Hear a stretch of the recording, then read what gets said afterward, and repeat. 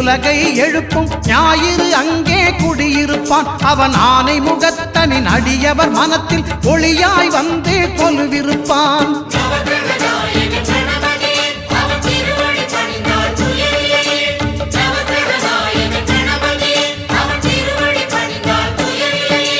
ஒன்பது கோளும் ஒன்றாய் காண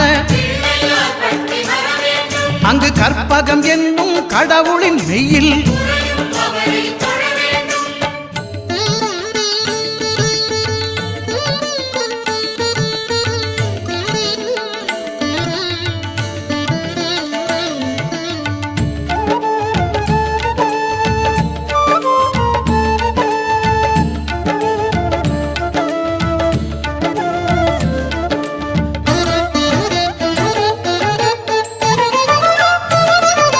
திங்கள் பகவான் திருமுகம் காண